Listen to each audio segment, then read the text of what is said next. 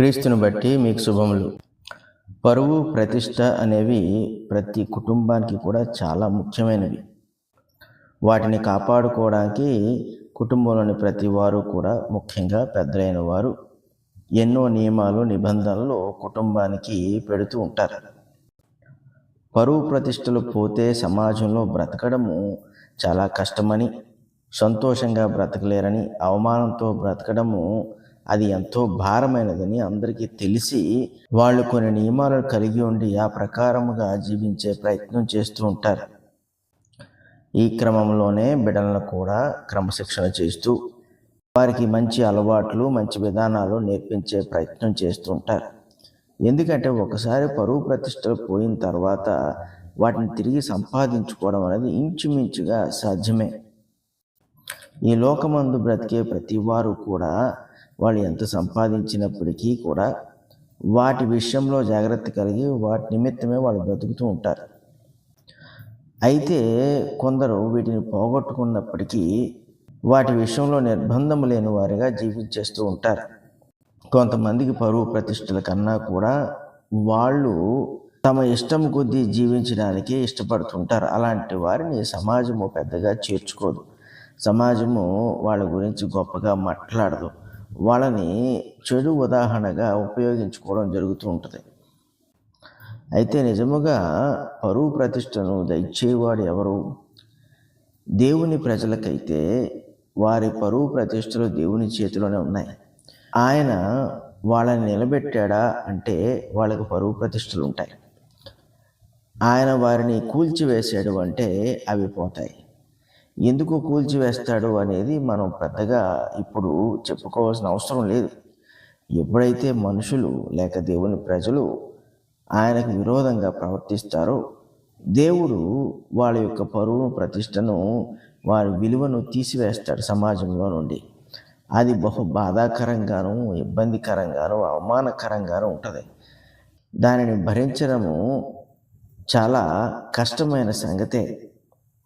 ఎందుకంటే దేవుడు వారి చెడ్డ క్రియలన్నిటినీ కూడా వెలుగులోనికి తీసుకొచ్చి అందరికీ తెలిసేటట్లుగా వాటిని సమాజం ముందు ఉంచడం జరుగుతూ ఉంటుంది. ఇది దేవుడు తన యొక్క కోపముతో చేస్తున్న కార్యం. దానియేలు ఈ సంగతిని ప్రస్తావిస్తున్నాడు. 9వ అధ్యాయము దానియేలు గ్రంథము 16వ వచనంలో అంటున్నాడు, ప్రభువా, మా పాపములను బట్టి మా పితరుల దోషమును బట్టి యెరూషలేమును ఈ జనుల చుట్టూనున్న సకల ప్రజల ఎదుట నిందాస్పదమైనది. యెరూషలేము నీకు ప్రతిష్ఠితమైన పర్వతము. ఆ పట్టణం మీదకి వచ్చిన నీ కోపమును, నీ రౌద్రమును తొలగనిమ్మని నీ నీతి కార్యములన్నిటిని బట్టి విజ్ఞాపన చేసుకొనుచున్నాను. ఈ మాటలు దానియేలు దేవునికి విజ్ఞాపన చేస్తున్నప్పుడు జరిగిన వాస్తవాన్ని చాలా స్పష్టంగా చూడగలిగాడు. ఏంటి అంటే, పితరులు చేసిన తప్పిదములు లేక ఎవరైతే తప్పిదాలు చేస్తారో వాళ్ళు దేవునికి ఎటువంటి రోషమును, కోపమును తెప్పించారో ఇక్కడ తెలియజేస్తున్నాడు. అది చివరికి దేనికి దారితీస్తుందంటే, యెరూషలేము దాని చుట్టూ ఉన్న జనుల ఎదుట నిందాస్పదమైంది. అంటే వాళ్ళు నింద కలిగిన వారు అయిపోయారు. దీనివల్ల యెరూషలేము యొక్క విలువ, పరువు ప్రతిష్టలు అన్నీ కూడా మట్టిపాలైపోయినాయి. వాళ్ళు చెల్లాచెదురైపోయే పరిస్థితులు ఏర్పడ్డాయి. మనము నేర్చుకోవాల్సింది ఏంటి అంటే, క్రైస్తవ జనాంగంగా దేవునికి విరోధ సంబంధమైన జీవితాన్ని మనం జీవిస్తే మన కుటుంబము పరువు ప్రతిష్టలను నష్టపోవడం జరుగుతుంది. ఇందును బట్టి మనం గ్రహించవలసింది ఏంటంటే, పాపం అనేది దేవునికి ఎంతో అయిష్టమైనది, అసహ్యమైనది. దానిని జరిగించువారు వారి జీవితములను దేవుని ఆధీనంలోకి వెంటనే తీసుకురాకపోతే ఇటువంటి శిక్ష వాళ్ళకి కలగక తప్పదు. అందుకే తల్లిదండ్రులైన వారు, సేవకులైన వారు, నాయకులైన వారు ఎంతో శ్రద్ధతో దేవుని పట్ల జీవించవలసిన వారై ఉన్నారు. ఈ యథా రాజా తథా ప్రజ అనే సామెత మనం విన్నాం. నాయకుడు ఎలాగుంటే ప్రజలు అలాగే ఉంటారు. ఇంట్లో తల్లిదండ్రులు ఎలాగుంటే బిడ్డలు అలాగే ఉంటారు. సేవకుడు ఏ రీతిగా దేవుని పట్ల జీవిస్తాడో విశ్వాసులు అదే నేర్చుకుంటారు. దీనివల్ల మనం గ్రహించేది ఏంటంటే, ఎవరైతే బాధ్యత కలిగిన స్థానంలో ఉన్నారో వాళ్ళు అపరాధములు చేసినప్పుడు, పాపములు చేసినప్పుడు, దేవుణ్ణి బాధ పెట్టినప్పుడు దేవుని వైపు తిరిగి పశ్చాత్తాపడకుండా విరివిగా వారు శరీరేచ్ఛలతో శరీర సంబంధంగా జీవించేస్తున్నప్పుడు వాళ్ళ వల్ల కలిగే నష్టము వారి తర్వాత వాళ్ళకు కూడా అది సంభవింపకుండా ఉండదు. సేవకులు చేసే పొరపాట్లు అవి విశ్వాసుల మీద పడుతూ ఉంటాయి. ఎందుకంటే వాటి యొక్క ఫలములను వాళ్ళు అనుభవించక తప్పదు. అలాగే తల్లిదండ్రులు చేసే అపరాధములు బిడ్డల యొక్క భూసంబంధమైన జీవితం విషయంలో అవి ఆటంకములు కలుగు చేస్తూ ఉంటాయి.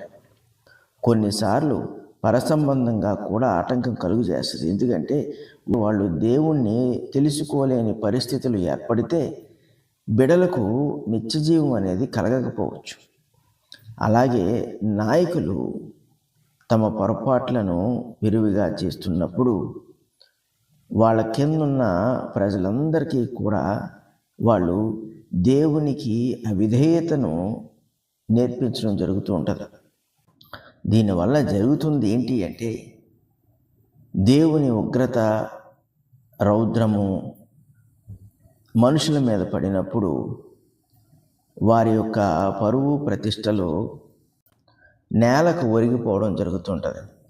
అయితే ఎవరైనాను ఇటు నింద నుండి తప్పించుకోదలుచుకుంటే వారు దానియేలు వలె దేవుని ఎదుట విజ్ఞాపన చేయవారై ఉండాలి. అప్పుడే ఆ నింద వారి నుండి తొలగిపోతూ ఉంటుంది. దేవుడే ఆ నిందను వారిపై నుండి తీసివేస్తాడు. ఆ క్రమంలోనే దానియేలు దేవుని ఎదుట ప్రార్థన యందు ప్రయాసపడుచున్నాడు.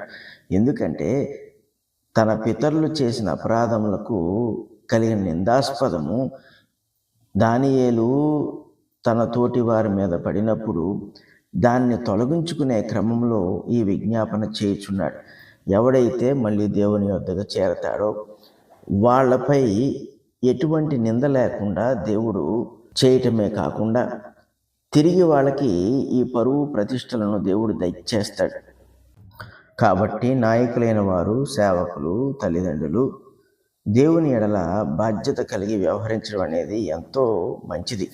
ఎందుకంటే వారి చుట్టూ ఉన్న వారిపై ఆధారపడు వారిపై నింద పడకుండా ఉండుట వలన వారు సమాధానముతోనూ సంతోషముతోనూ జీవించగలుగుతారు. పరిశుద్ధుడగు తండ్రి, కృపగల దేవ, నీ వాక్యంలోని జ్ఞానమును మేము గ్రహించలాగా సహాయం చేయండి. ఎవరైతే నీ ఎడల బాధ్యత కలిగి ఉన్నారో వాళ్ళందరూ కూడా బాధ్యతాయుతంగా ప్రవర్తించుటకు నాయన నీ కృప చూపించండి, సహాయం చేయండి. నీ వాక్య జ్ఞానమును వెదజల్లి నాయన మరి అనేకులు నీ అడుగుజాడలో నడుచున్నట్లు నీ సహాయమును గ్రహించమని, తద్వారా రాబో తరములకు కూడా నాయన మేలు కలిగినట్లు సహాయం చేయమని యేసు పరిశుద్ధ నామమున అడుగుచున్నాము తండ్రి. ఆమేన్.